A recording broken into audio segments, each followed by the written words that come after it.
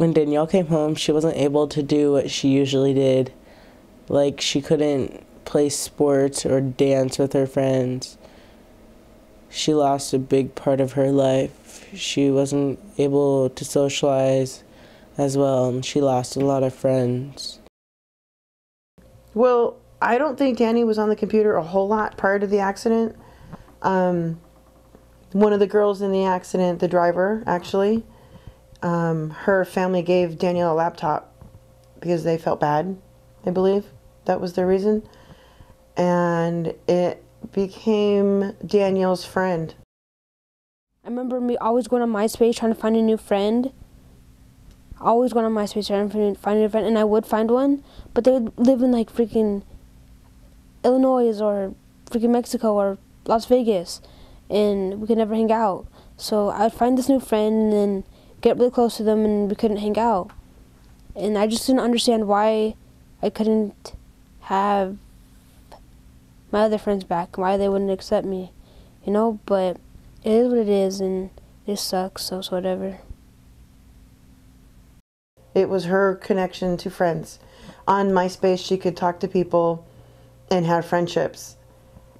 Unfortunately, because Danielle had brain damage, and it was really extreme in the beginning, she said things wrong. She had lost her filter because she had frontal lobe damage, which is where your filter is, and she would say things and it would put people off.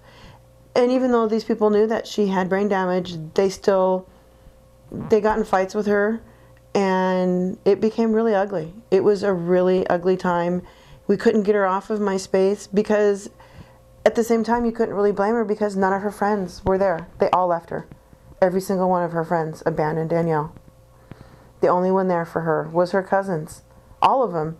Athena, her brother Jordan, Keanu, and Eden. Her family. That was it. That was all Danielle had. And those girls, I'll never understand the heart of a teenager. They were really cruel. Really cruel, and they just moved on with their lives and left Danny in the dust.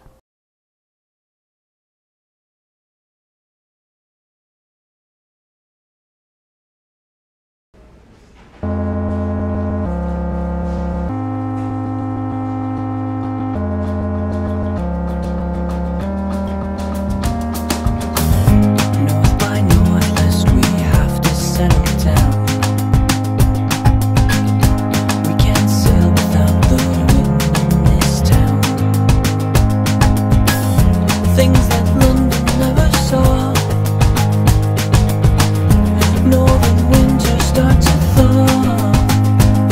To islands on the sea, lands I've never seen. Things will get calmer, follow me. You said a long, long time ago. You know what drives me crazy? No, it's not gonna work. It's still a bad idea. You Being on the phone at all. It's not your hand. It's the fact that our brains are so amazing that when we're talking to someone on the phone, we actually use our visual cortex to imagine them. Well, you're supposed to be using your visual cortex to watch the roadbed. Right. So a lot of our brain is being used when we talk, whether it's hands-free or not, to thinking about the person that we're talking to. And I think that's something that adults get really arrogant and lose sight of. Is it's not about whether or not some % of adults can drive and talk on the phone. It's about if you make a mistake, what is the price? If that price is too high, then you don't take the chance. Yeah.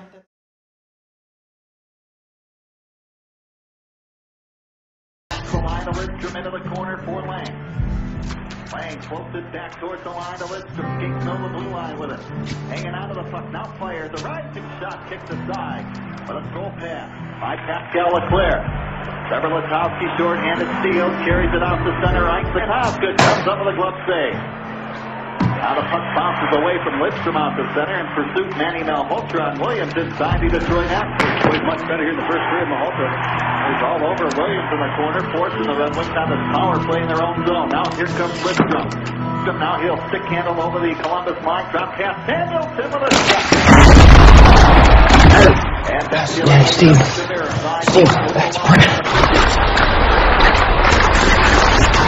Whips her right down the center of the ice. Thanks, bud.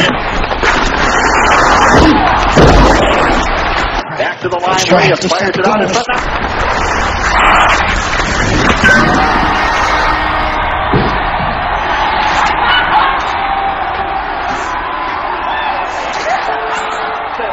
I think Mark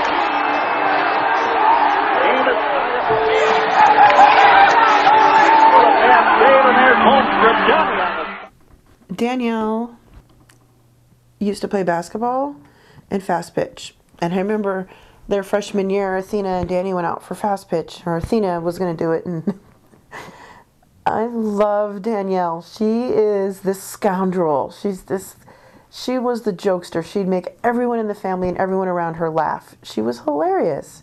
She'd have her jokes. So her joke was she was going to do fast pitch. And she'd never done it before. I'm just going to try that this year. Athena's doing it. I'm just going to do that.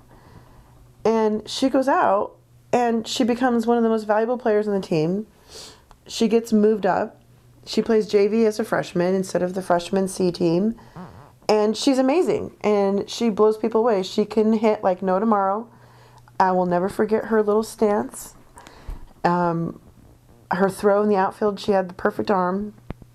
Her coach was so impressed that she gave Danny her bat. And real expensive, nice bat. And then a couple months later, Danny wasn't ever going to play again because she got in this accident. And I remember going to fast pitch sophomore year to watch Athena play. And I would bawl. I would bawl because all I could think of was, Danny will never get to do that again. And it just seemed so cruel because she was so good at it. She was naturally gifted. And not only can she never play basketball or fast pitch again, Danny has a trouble even walking.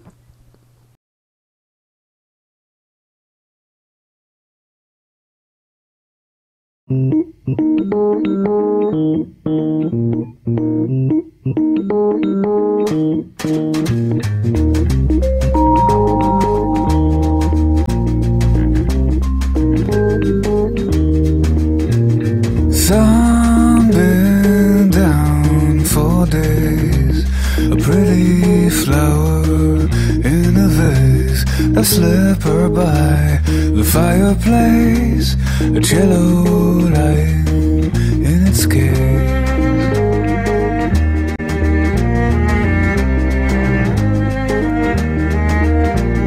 Soon she's down the stairs, her morning elegance she wears. The sound of water makes her dream, awoken by a cloud of steam. She pours a daydream in a cup, a spoon of sugar sweetens up, and she fights for her life as she puts on a coat, and she fights for her life on the train.